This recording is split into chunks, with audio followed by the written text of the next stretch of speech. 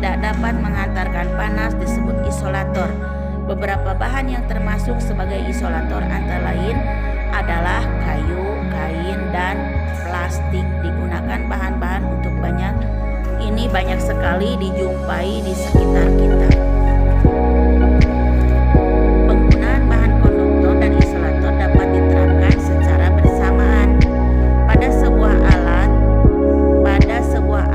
Perhatikan gambar di bawah ini. Panci yang biasa digunakan untuk memanaskan air ini terdiri atas bahan-bahan yang berbeda. Ada bahan yang berfungsi sebagai konduktor, ada bahan yang berfungsi sebagai isolator. Pada gambar tersebut terlihat bahwa penggunaan bahan isolator berguna untuk mencegah panas dari sumber panas dialirkan ke pengguna panci.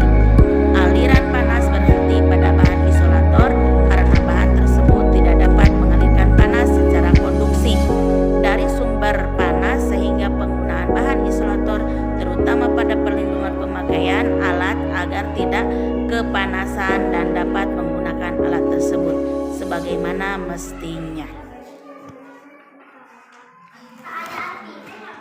Lanjut, isi ke bawah membuat tabel. Arti